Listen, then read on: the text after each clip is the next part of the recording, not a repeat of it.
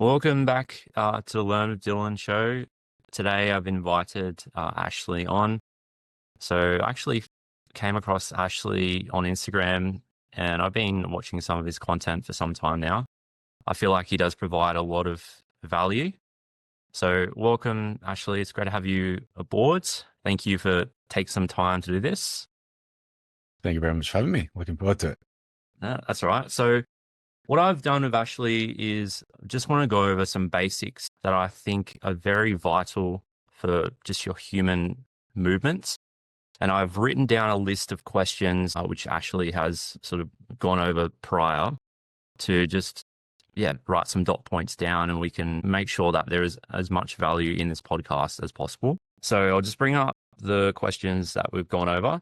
So first of all, for people that don't know you, can you explain a little bit about yourself and your coaching journey? I will indeed. I'll try and keep this relatively brief. It's not too exciting. So I left school, high school. Straight after that, I did my personal training course, which is sort of where the whole coaching thing started. So on my personal training course, I sort of got interested in what's labeled as functional training, functional movement, that sort of thing, which I don't really love the label now. But that side of things, which led me towards corrective exercise, which again, don't love that label, which led me to rehab, right? So I did my personal training course. Then from there, I went to uni, did my degree in sports therapy and rehabilitation, and then graduated 2020, which was COVID year. So that was a fun one to graduate in. So that threw a little bit of a spanner in the works. I was working in a gym part-time at that point, just doing just general, fitness instructor stuff, personal training stuff. A little bit of, they'd like send people to me that had injuries, but I wasn't really doing proper rehab things. So it wasn't until, when was it? Start of 2023 when I actually started working as a sports therapist doing rehab. I was working in a chiropractic clinic, which was very hands-on, which, as you'll know from seeing my content, isn't really what I like to do. So it was a really cool learning experience, and I got to work with a lot of people and helped a lot of people. Didn't help some people because they wanted to be massaged and rubbed and clicked and cracked, and that wasn't really what I wanted to do. But it was a great experience. Did that, and then earlier on this year, I've started my last year now. At the start of 2024, I started my Instagram page, just doing it to make videos, discuss with other people in the rehab space, and start conversations. And then about halfway through the year, June, July time, I then turned it into my business, and now I'm doing in-person and online rehab, which so far, knock on wood, is going very well. So I think that's everything. Yeah, awesome. And that was really good. Brief. And you've started to get some followings, which is good. Like you get it's traction. Yeah, it's going pretty well. And I'm working with the people that I want to work with, active people. So the little thing that I missed out of my sort of what got me into this is I struggled with patellar tendinopathy really badly. It was pretty much constant from 16 to 20-ish, like that age range. It got better sometimes, got worse sometimes. Overall, pretty bad. I saw doctors, saw physios. I got told to strengthen my glute medius, and I got told that I was jumping wrong and that I needed to jump and use my hips more instead of my knees because I play basketball. And so that sort of is what kickstarted my interest in the whole thing. Even before I went into rehab, just my interest in movement and exercise, because I was using exercise to try and address that. And so that's probably where it started. Awesome. All right. Well, I'll pull up the questions that we've got ready to go. So you've basically covered your journey as a coach, how you what inspired you to become a coach. So that was around because you used to play basketball. Yeah. Yep. That would be the main reason. Yeah. So it's, I suppose really like the selfish reason that started it is I just was interested in anatomy and biomechanics. Okay. And that sort of led me down my path to then, rehab. It's the problem solving side of things. I like that side of it. But the reason that I wanted to do it and be good at it is because of my experience of seeing so many people that maybe they had good intentions and they wanted, but a lot of it was just lazy advice. They didn't really think about what they were saying. And I wanted to provide the service that I would have wanted back then to other people that are in a similar situation to what I was in. Yeah, I love that. You seem very concise, like you want to make sure that you're giving the correct info out and not being lazy. Yes, yeah, exactly. As much as I can. It's not like I obviously don't know everything, right? Yeah, yeah, yeah. So, and some of the bad advice I'll have received before, I'm sure was from somebody that thought they were giving me good advice, but some of it not so much, and that's when I think it's an issue. Yeah, I feel like personally I've had to unlearn a lot. Yeah, Yeah, because there's obviously a lot of information out there. So it's hard. Sometimes you get lost down rabbit holes as 100%. well. Yeah. I know you would know that. Now, you explained where you started your coaching online. Now, one of the main things I wanted to run over, because it's something that I've personally struggled with and I'm still perfecting to this day. And I think it serves great to value if you do it properly, is actually knowing how to hip hinge. And I have seen some of your content. I thought it's great. So I've got some questions here that I'd love to run through. So, based on your experience, what percentage of people would you say struggle with proper hip hinge, like hip hinging? Oh, I suppose there are sort of two answers to this. First answer, well, first of all, let me preface this by saying that I work with mainly active people, right? So they all move pretty well as a general rule. So maybe this doesn't apply to the population as a whole. It definitely doesn't, actually. But within the space of active, sporty people. So first answer is, if we're talking about just a hip hinge, a good enough hip hinge, if you look at it from an outside perspective and say, yep, they're sending their hips back and they're folding forwards and they're not flexing lows through their spine, I'd say not that many people struggle with it, again, from the people that I see. Maybe, I don't know, 10% do, 15%, something like that. Most of those people will be people that have hip issues. So, then we don't know whether that inability to hinge is what caused the pain or whether the pain has caused the inability to hinge. That's important to think about. So from that perspective, I don't think that many people struggle. But if we're talking about a more specific hinge, a hinge in a way that I think hinging should be done and is more beneficial, then I think the majority of people don't do it very well. So I don't know, maybe like 80%. It's not necessarily that it's that you need to hinge that way or hinging in another way is bad. But if we are speaking about hinging well, and like you were saying, trying to do it quote unquote properly and, practicing that sort of movement. If I'm trying to hinge at my hips, I want to make sure I'm getting as much movement from my hips as possible.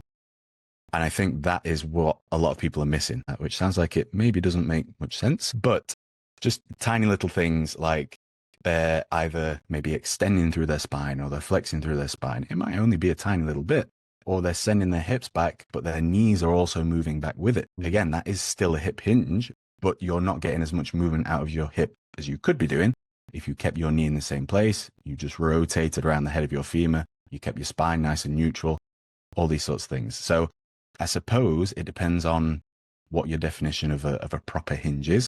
It depends what you're trying to get out of a hinge. But generally, I'd say most active people are good at a decent hinge, but maybe not in the way that I like a lot of people to do a hinge. Okay, perfect. And then we'll run over the next one. So what do you think is the main reason people struggle with the hip hinge? I think it's just that they don't necessarily understand what they're meant to be doing. Again, thinking about the hip hinge in the way that I like to do the hip hinge. So people think, okay, if I'm doing a hip hinge, that means that my chest is going forwards. And that makes sense because our perception of us is our head. It's our eyes, our ears, our brain, like all the important stuff, forgetting about our organs, all of our important sensory stuff, most of it is in our head. So if I'm doing a hip hinge, my goal is to move at my hips. But what also happens is my head moves down in space. So if I can get my head to move down and I have a reasonably neutral-ish spine, to me, that feels like I'm getting into a really deep hip hinge. But what happens a lot of the time is people end up, flexing through their spine or doing all sorts of weird stuff in order to get their head lower down. They'll poke their head further out in front of their body and all this sort of stuff because they're thinking about getting the head further down. Honestly, so much of hip hinging stuff can be improved by literally just thinking, send your hips straight back and just think about hips. Don't think about how much your chest is going down. Think about how far your hips are going back. And it makes it better much, much quickly.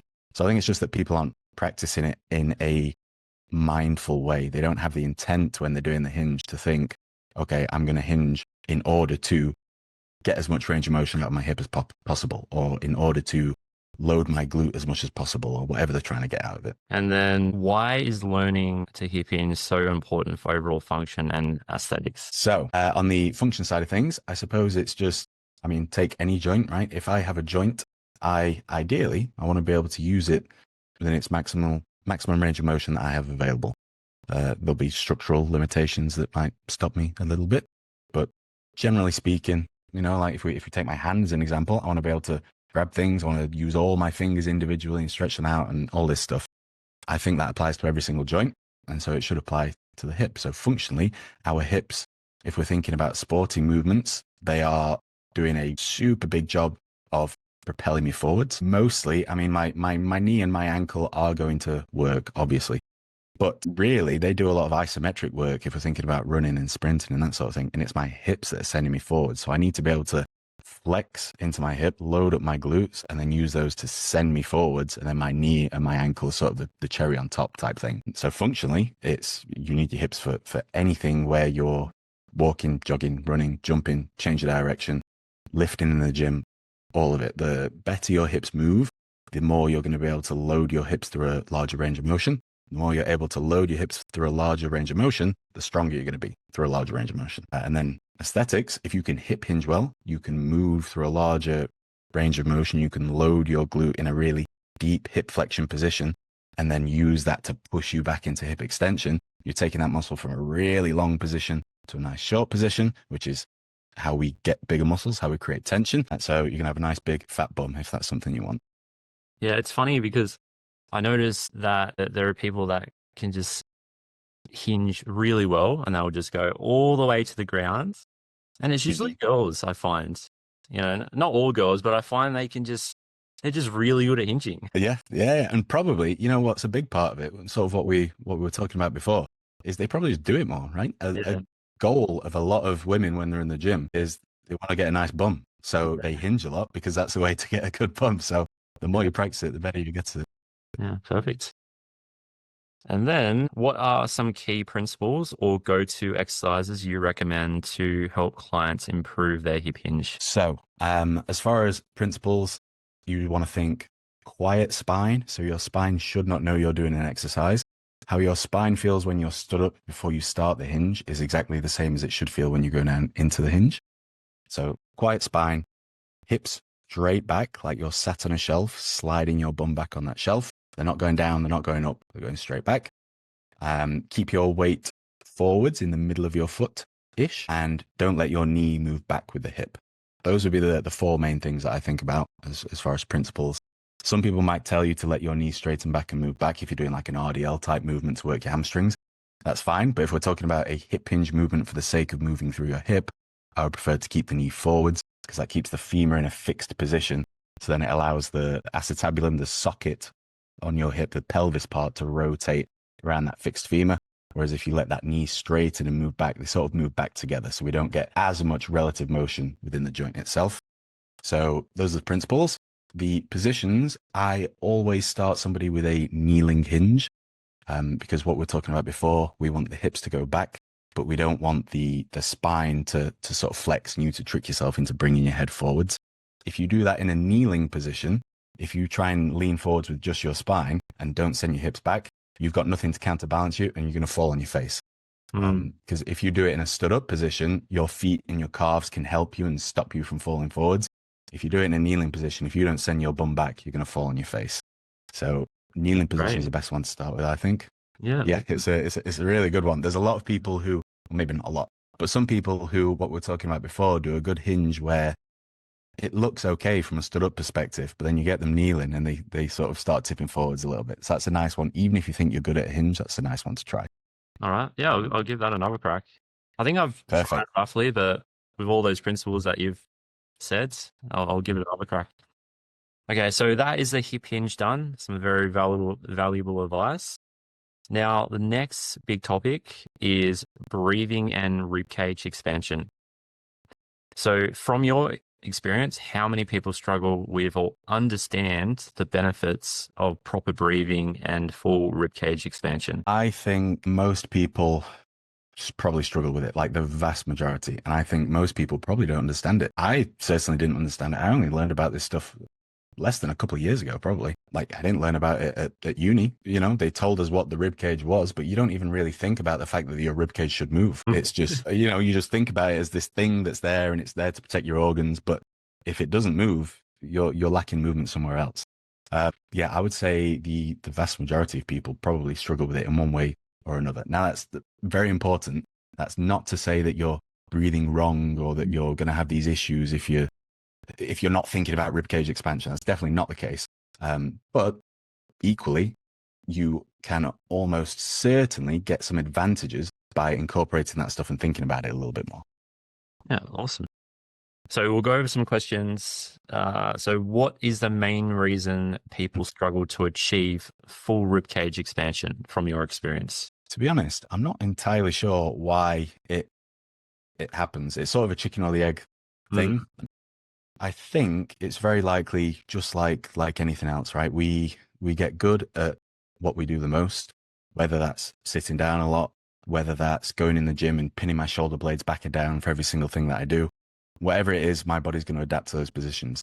So not everybody is necessarily going to struggle with ribcage expansion in the same way, but everybody, at least everybody that I've ever seen, is going to struggle with it in one direction or another, right? Unless you're very mindful of training these things as much as you can. So, for example, if I'm sat down a lot and I'm slouched a lot, that's the example people like to use, and we often get told that that's sort of tight pecs and weak rear delts and lower traps and all this stuff that aren't pulling our shoulders back. But really, it's probably more compressed rib cage at the front and expanded at the back. So that person probably, now this doesn't apply to everyone, but somebody in this situation that's really rounded here probably can't expand very well through the front of their rib cage, through their sternum and through their chest, versus somebody else that pins their shoulder blades back and down in the rib all the time and back and down in the gym all the time, and they're walking around with their chest pushed up, and you know, someone that's walking in that sort of posture, we think tall and proud, that sort of thing, they're probably not going to be able to expand in the back of the rib cage very well. So if you do something a lot, your body's going to get restricted in sort of whatever the opposite of that movement is. So I think that's the reason we sort of get used to moving in one way and not the other. It applies to every other part of the body. Same thing with the rib cage. And then if I'm in this sort of more compressed state in the front of my chest, when I'm doing all of my breaths every single day, you know, tens of thousands of them, then I'm expanding my chest less because I'm sitting in this sort of compressed position. So then that sort of reinforces that restriction that I've put on myself. Yeah, for me personally, it's been a game changer, like understanding and learning. And I still feel like I haven't perfected it. It is a struggle. Like if you are very compressed in the front of the chest, I've had to try like just numerous different ways of doing it. Yeah, it's definitely, it takes a lot of practice and it's pretty difficult to get good at. And like you say, you have to try different positions, you have to whatever, think about slightly different cues, and you get it over time, but it does take a lot. Yeah, it's amazing. It's like any exercise, like one small cue can make all the difference. And I know you know this from personal experience. You know, you probably say, oh, do this instead of doing that. And then they're like, oh, I feel that. It's crazy. Okay. Now, why is learning to breathe and expand the rib cage fully so important for overall function and aesthetics? Yeah. So, I suppose your little sort of question mark when you said aesthetics leads me into posture. I would say, yeah, it helps. It helps. Yeah. yeah, sure. Yeah. But yeah, I suppose I would think about it in terms more of function, but I think about everything more in terms of function. But it definitely could help with aesthetics because function helps with aesthetics, right? That's it. So yeah, on the function side of things, if I want to bend forwards and touch my toes, my rib cage has to compress on the front, expand on the back. If I want to reach overhead, jumping overhead to catch a football, I'm a goalkeeper, my rib cage has to expand on the front, compress on the back. If I want to side bend sideways, I have to expand on the side that I'm bending away from and compress on the side that I'm bending towards. So as far as the movement of a spine, functionally, we need compression and expansion wherever we need it in our rib cage. So if I can't expand or compress somewhere, then I'm going to be limited in those movements. So a toe touch, a lot of the time, is really nice. You can look at the curve of somebody's spine, and that shows you where somebody potentially can't compress or expand very well. But functionally, it's super important for the position of my spine. It's also important for what's happening at my pelvis, because you can try this if you're sat down, if you're laid down, whatever. If you tilt your pelvis forwards, if you arch your lower back, you feel your pelvis goes forwards and your rib cage tilts back posteriorly and your ribs sort of flare up on the front. So whatever happens at your pelvis, the opposite happens at your rib cage and vice versa. So if I tuck my pelvis, the front of my ribs come down. Or if I pull my ribs down, my pelvis tucks, whatever. So whatever's happening at my rib cage is affecting my pelvis. And obviously whatever's happening at my pelvis affects my knee, which affects my foot, and the whole thing. Whatever's happening at my rib cage affects what my shoulder blade can do, which affects my shoulder, which affects my elbow, which affects my wrist. So it's, it's the middle of your body. If you think about it, the rib cage takes up a pretty significant portion of what we are as a human. So we want to be able to move it in all directions for the movement of everything, essentially. Yeah. And also, if you're not like expanding your rib cage properly, that can cause shoulder issues as well. Hey, so if you learn how to get expansion around those areas, that can help. Can you expand on that? Yeah, 100%. So I think with a lot of shoulder people, so rib cage expansion is the first place I start with any shoulder issue. If we think about what the shoulder blade looks like, without going into loads of detail, but essentially if you think about two spoons, okay, and you can make the spoons spoon, they can, slot into each other. The rib cage is one spoon, and then the shoulder blade sits on it like the other spoon. And so that shoulder blade is gliding over the rib cage. If that rib cage at the back has become flattened out, so if we're thinking about somebody with the shoulder blades that are pinned back and down all the time, that compresses the back of the rib cage and it gets a little bit flatter. So it's not as spoon shaped, and now it's like like a plate, right? So now I'm trying to slide my spoon over the back of the spoon, but really it's not spoon shaped anymore, it's plate shaped. So it doesn't quite sit flush, and that affects how things are moving. It can equally affect things if the front is compressed rather than the back, but that's a nicer visual to think about. So that's always where I start with any shoulder issue, is the ribcage stuff. Then we can get the shoulder blade moving a little bit nicer, and then we can look at the other stuff from there. But if I'm trying to do all this other stuff, looking at your shoulder, if we're looking at any muscles or trying to strengthen things, and your ribcage isn't in a position to allow the muscles around there to produce force, then we're sort of going to be fighting an uphill battle, and it's going to be one step forwards, two steps back sort of thing, and we're going to just stay at the same point. I love that. I love that analogy with the spoons as well. I've never heard anyone say that. That's a great way to put it. Okay. Final question. So what are some key principles or go-to exercises you use to help your clients improve ribcage expansion? Okay, so key principles, honestly, pretty simple. Not easy, but simple. So first one is a full, slow, smooth exhale where you get all of the air out. So the key is full with that, all of the air on the exhale. If you only take one thing from the breathing stuff, it would be to get a full exhale. So many people think they've got it all out, but they've not. If you don't get a full exhale, it's not going to set you up for a very good inhale, which one isn't very useful for the actual movement of the bones. So when we breathe out, the ribcage should compress and get smaller. If we're thinking about our waist gets narrower as we breathe out, as those lower ribs get closer together. So one, we're missing out on that movement. But two, we're also not getting the full movement of the diaphragm. So if it's not moving all the way one way, we're going to struggle to get it to move all the way back the other way when we breathe in, just like any muscle, right? We want to take it through its full range. So full, smooth exhale, 2-second pause. So you don't rush straight to the inhale. You have a 2-second pause, and then you do a slow, smooth inhale. And that inhale wants to be almost silent.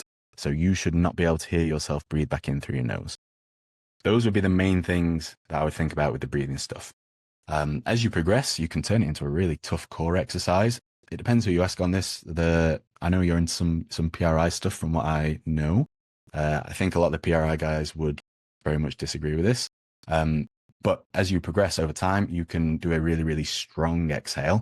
And what that's going to do is that's going to get your core working much harder. So you can turn it into a really, really intense core workout depending on the position you put your body in.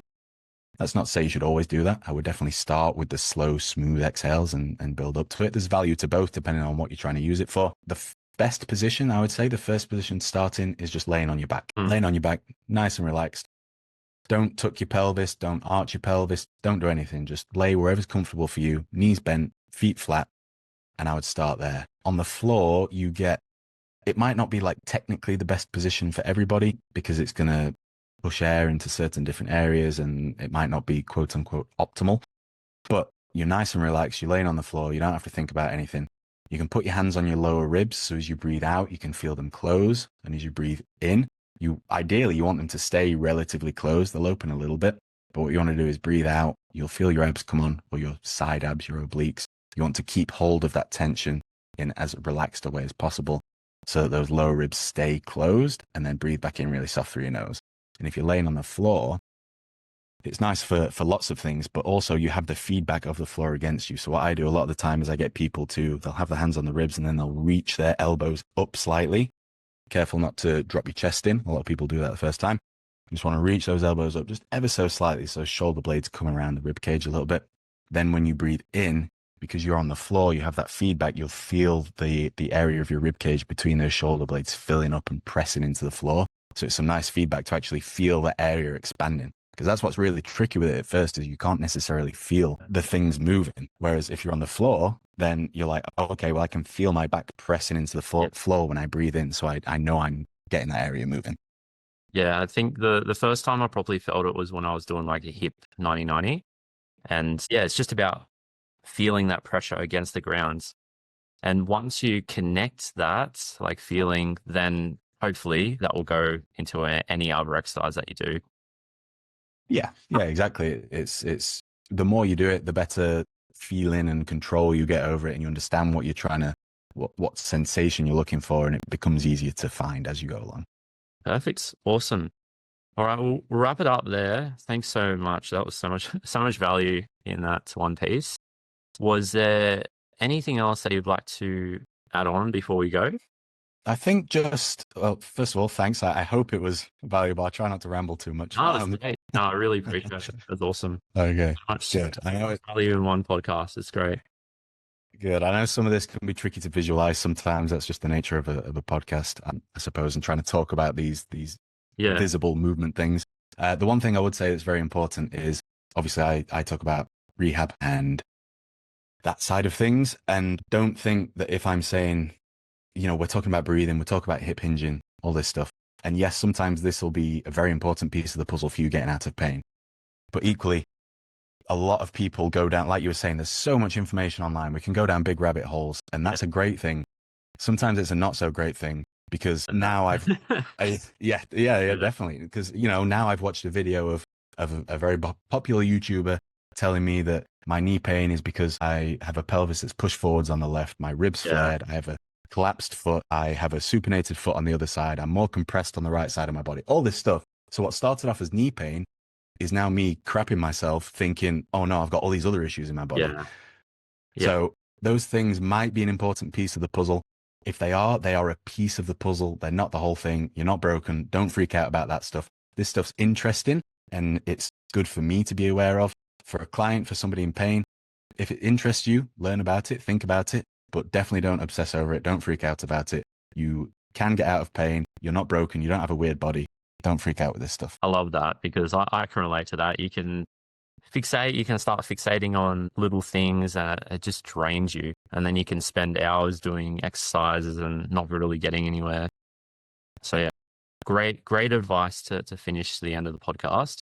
For anyone who wants to reach out to Ashley, I'll put his link in the Spotify podcast. Was there any other way that they could reach out to you, or are you happy with that? No, I think Instagram's best. Just drop me a DM, ask me any questions on this or anything else, and I'll be happy to have a chat. Perfect. All right. Well, I think we'll call it that.